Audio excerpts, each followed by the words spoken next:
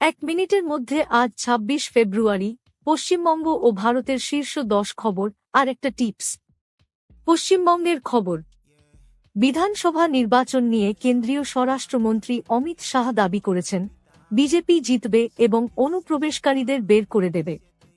হাওড়ায় এক real estate প্রমোটারকে গুলি করে খুন।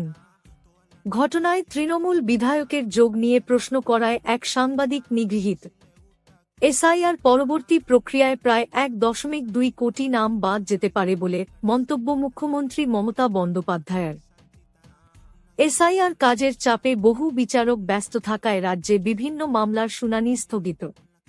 বিজেপির পশ্চিমবঙ্গ কৌশল নিয়ে রাজনৈতিক মহলে জোর চর্চা। ভারতের খবর। প্রধানমন্ত্রী ইসরায়েলে হোলোকাস্ট স্মৃতিসৌধ ইয়াদ ভাষণে শ্রদ্ধা নিবেদন করেছেন।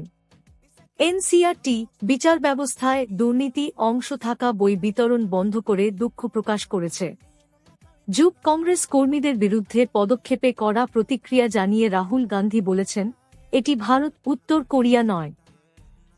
কেন্দ্র সরকার ১ এপ্রিল থেকে ন্যূনতম রন ৯৫ সহ ২০% ইথানল মিশ্রিত পেট্রোল বিক্রি বাধ্যতামূলক করেছে।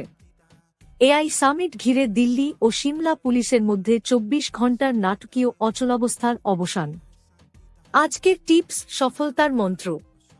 Disclaimer: This is for educational purposes only. সফল হতে চাইলে ৩টি জিনিস মনে রাখুন। স্পষ্ট লক্ষ্য স্থির করুন। প্রতিদিন নিয়মিত পরিশ্রম করুন। ব্যর্থতা থেকে শিক্ষা নিন, হাল ছাড়বেন না। ধৈর্য, পরিশ্রম, আত্মবিশ্বাস, সফলতা। আপনি প্রতিদিন রবিবার ছাড়া রাত ৯ থেকে ১০ পর্যন্ত এই খবরটি পাবেন।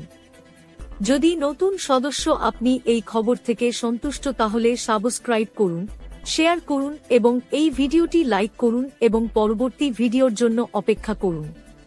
যে কোনো পরামর্শ থাকলে কমেন্ট করুন।